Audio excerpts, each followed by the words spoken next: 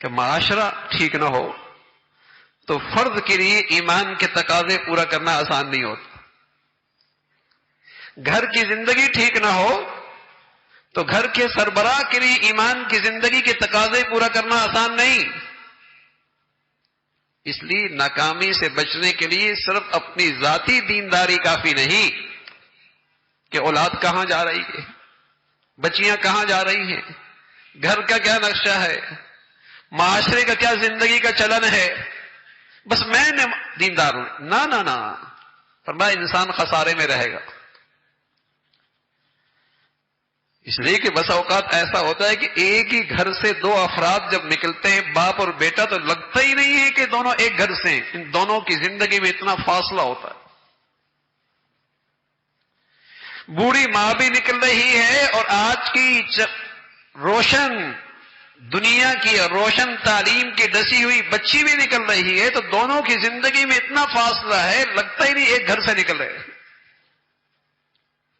یہ قصور ہوا کہ اپنی ذات تک تو ایمان کی زندگی ہے اور یہ فکر نہیں ہے کہ گھر کا ماحول کیسا ہے. فرمایا یہ ناکامی سے نہیں نکلے گا. صرف اتنا کافی نہیں کہ یہ شخص خود ایمان کی حقیقت اور اچھے اعمال کرنے والا ہو، وتواصوا بالحق، یہ بھی اس کی ذمہ داری ہے، حق کی نصیحت کرتا رہے. اس لیے کہ اگر گھر میں دینداری نہیں ہوگی، خوشی کے موقع پہ سب مل کر اللہ کی نافرمانی کریں، شادی بیاہ کے موقع پہ سب مل کر اللہ کو ناراض کریں گے. زندگی میں کئی مواقع ایسے ہوں گے، اسے اپنی دینداری سے دستبردار ہونا پڑے گا. معاشرہ بگڑ جائے گا تو ایک گھر معاشرے کے اندر دینداری کے ساتھ گزارنا آسان نہیں. یہ سورت قرآن میں ہے اور یہ پیغام اللہ کا ہے. یہ اللہ کہہ رہے ہیں والعصر، زمانہ گواہ ہے. انسان تو چلا جائے گا اور آئے اور چلے گئے، اور سب سے بڑی انسانیت کی شخص، سب سے بڑے امام محمد رسول اللہ، وہ بھی آئے اور دنیا سے چلے گئے.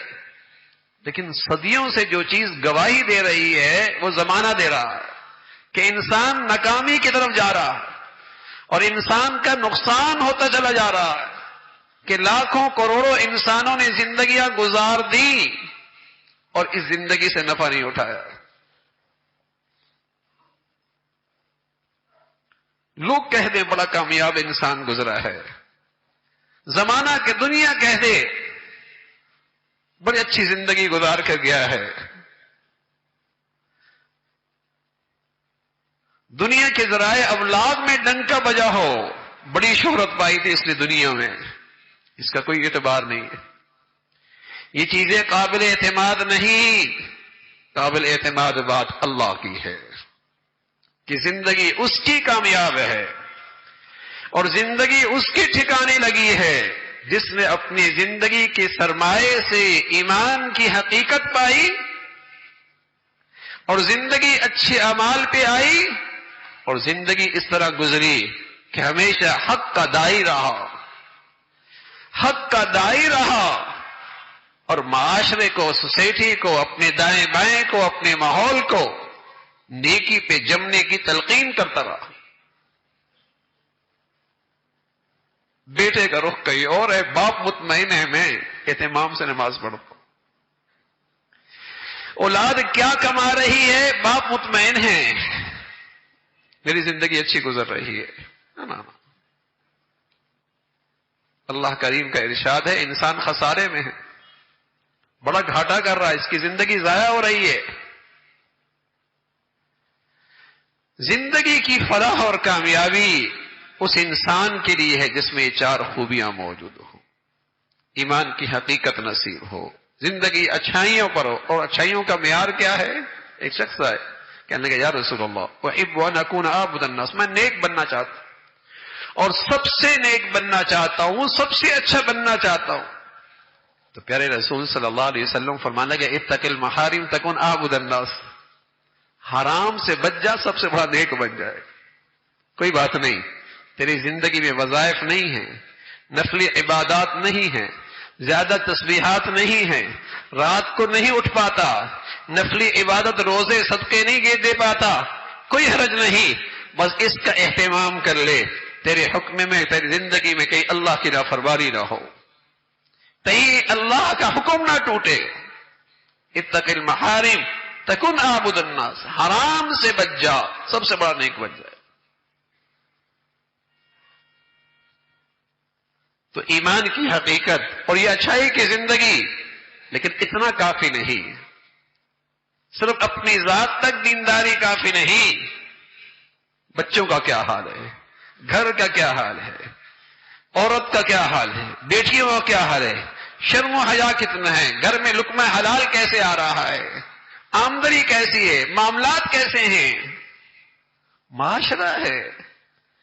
بحیثیت ہے ایک مسلمان کے، اس کی ذمہ داری ہے کہ میں معاشرے میں اچھائیوں کو کیسے فروغ دے سکتا ہوں، اور اچھائی کا معیار ایمان کی زندگی، اچھائی کا معیار ایمان کی زندگی۔ میں اس اچھائی کے لیے اپنے وسائل کتنے لگا چکا ہوں، اپنی صلاحیتیں کتنے لگا چکا ہوں، اپنے اوقات کتنے لگا چکا ہوں، یہ میری ذمہ داری ہے۔ تو میرے عزیزو، جب مسلمان اس دستور عمل پہ عمل کر رہا تھا تو اس کی اپنی ایمانی دینی زندگی بھی محفوظ تھی، اور اسے ایسی مبارک فضا بھی ملی ہوئی تھی جہاں نیکی کرنا آسان تھا اور گناہ کرنا مشکل تھا۔ اور جب مسلمان نے اس ذمہ داری کو چھوڑ دیا ہے، آج دیندار بھی ہے لیکن ایسے معاشرے میں زندگی گزار رہا جہاں گناہ کرنا آسان ہے اور نیکی کرنا مشکل ہو گئی، جہاں اللہ کی نافرمانی فخر کی چیز بن گئی ہے اور اللہ کی فرمانبرداری وہاں عیب بن چکا ہے۔ تو میرے عزیزو، یہ چار ذمہ داریاں، یہ اللہ کا پیغام ہے۔ اللہ رب العزت اس صورت کو اور اس چھوٹی سی صورت کو ہمیشہ اس پیغام کا استحضار اور دھیان نصیب فرما دے، اور اسے اپنا دستور العمل زندگی کا بنانے کی ہمت اور توفیق نصیب فرمائے۔